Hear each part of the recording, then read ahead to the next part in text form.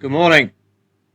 Not much actually doing yesterday, despite the volume of matches. There's my friend showing off his new bike. Good for you, mate. All of the favourites tended to deliver, which is not good for trading.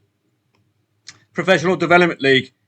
I did venture in there yesterday with my 2.5 goal strategy, but we got a single goal at half time.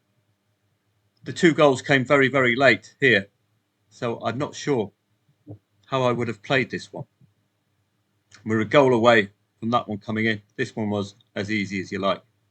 So still some work to be done for the exit points when it's not going your way for over 2.5 goals. This is what I mean. Got a goal in the first half. You're looking for that single goal in the second half if you're backing over 2.5 goals in the second half. But it did come in. But 94th and 96th minutes.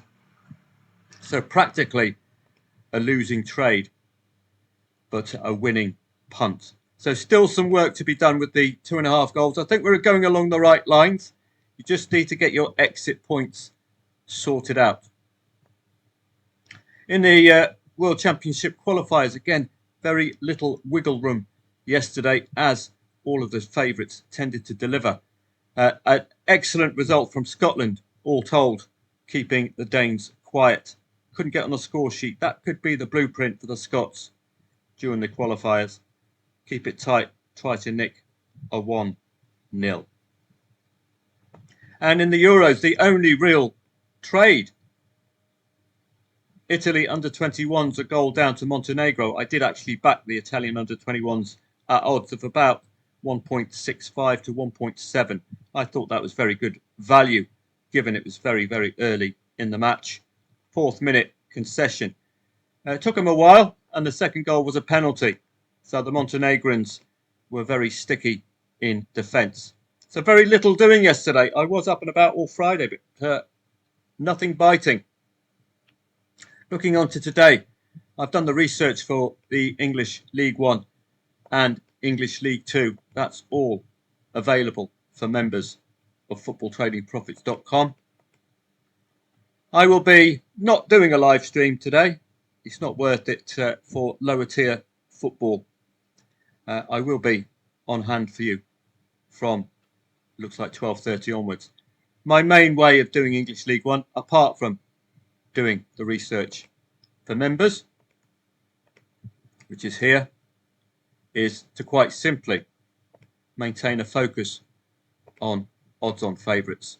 And then you do your research. That just limits your workload to only 3 matches. Now we've got 3 matches to focus on. What are we going to be doing? We're going to be checking the score lines to see when a goal comes in, if the underdog has scored first. If the underdog has scored first, then we can do our research for the season. Why a Bolton favourite? Why a Huddersfield favourite? Why a Stockport favourite? Build up our evidence. Next step, the in-play stats to confirm whether they have turned up like a 1.46 shot, like a 1.45 shot, and like an odds-on away from home. It's a simple formula, and it does tend to work. What it does avoid is the noise.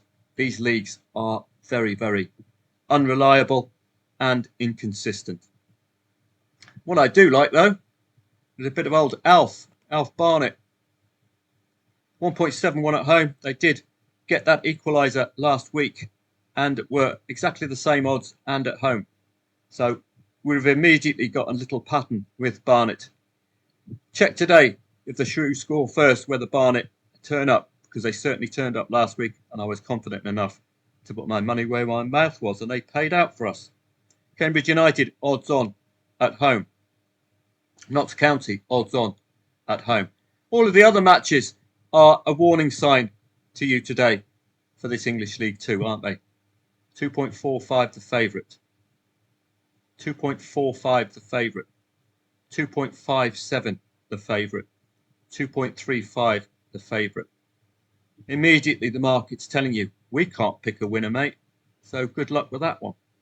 Particularly 2.57 the favourite. Can't split these two at all. So that's a warning sign already, isn't it? I'm not going to be doing the World Championship qualifiers research for you. I think it's a little redundant, particularly in line. Point of fact that we've got the league football, which I would prefer. And I've just done a bit of a Paul Daniels there. That just disappeared on me. There we go. It's back again. So the World Championship qualifiers, the first port of call is the FIFA World Rankings. Okay? Because these sides are going to be meeting very infrequently, we need some kind of a gauge. We've got the market already. Serbia, strongly fancied against Latvia. Pork and cheese, strongly fancied against Armenia. England, 1.01. The value in this England match would be to back draw England, half-time, full-time. Andorra pulled it off last time, I think, didn't they? Austria, 1.07. And Bosnia and Herzegovina, 1.06. So I don't think the research is worth doing with 4 favourites under 1.11 odds.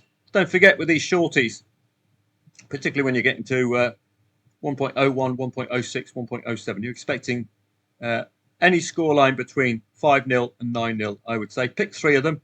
Have a lucky dip. I think one of them the other day was a 7-0. So you can pick up a very decent reward, far higher, I venture, than 1.01. So if you're stuck with the rankings, if they're not that obvious, for example, Latvia and Serbia, or if you want to just instill some confidence in your choice of Serbia, for example, use your filters here, go to the Confederation UEFA, and then we can look at Serbia and Latvia. Serbia, 32nd. Wow.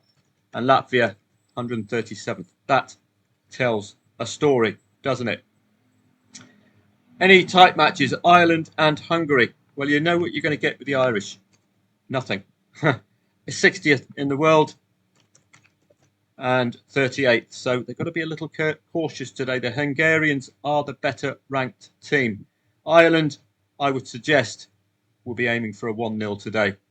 Very lacking up front. Eredivisie, 1.76 home favourite. That'll get my attention. And Estoril Santa Clara, there, this has warned you already, hasn't it? So just save yourself a lot of heartache when you see these odds. It suggests the scoreline could be anything.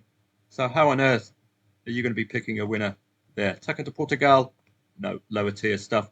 Scottish Challenge Cup will be suffering from liquidity issues, I would suggest today. Spanish La Liga 2, we had a look at that the other day and we came to the conclusion not enough matches played for us to be strong. But I have noted Deportivo La Coruña followed their in-place stats on a couple of occasions. I would be looking out for them today at odds on at 3:15. So as you may understand, there's very little for me to pass on to you unless you're a member of footballtradingprofits.com, where I've done as much of the research as I can for you for English League One and English League Two. Just for these special occasions, it's not a league of sufficient quality for us to be focusing on week in, week out. We do use it because it's part of the 3 o'clocks. You do have the previews in League One, which is a very good additional benefit from Soccer 24. I will see members of footballtradingprofits.com from 3 p.m. today. Or if there's anything doing in Latvia, Serbia from 2 p.m. I doubt it. I would suggest Latvia will be aiming for a highly defensive 0-0 for a while, but the Serbians should just have too much to them. You can have a look at the standings, but the vast majority of these groups are only just beginning. It's the groups at the lower end who have been very, very busy indeed. And I think that's where we're faced today, aren't we? All the way down here. England's group, already 9 points out of 3 matches. It's looking pretty decent, isn't it? Latvia are still in with a shout. So watch out for them against Serbia today. Identical points, but Serbia have a match or 2 in hand. So that's going to be fascinating. Latvia could be a royal pain to them today. Elsewhere, Group F has its full complement out today. This is a tough group for the Irish. I think Hungary cannot be discounted. So that makes today's match vitally important, with Portugal a shoo-in for 3 points against Armenia. So this becomes a must-win already between two sides likely to be fighting it out for second place. So this is going to be a nervy 0-0, I would suggest. Ireland-Hungary, as befits their usual modus operandi, which is unadventurous because we don't have the players. It's as simple as that, really. But in the Nations League, did find a couple of goals against Bulgaria. But we can look at the rankings for Bulgaria and look at the rankings for Hungary. Is this a sign of hope? Hungary 38th, Bulgaria 84th. So maybe not. It's a sharp increase in quality of opponent today. Not much else for me to pass on to you. Suffice to say, I will see members throughout the day on Telegram. No live stream today because, as you know very well, I will be umming and ahhing about English League One and English League Two because they're just so unreliable. Have a great day, and I'll see you all a bit later on Telegram.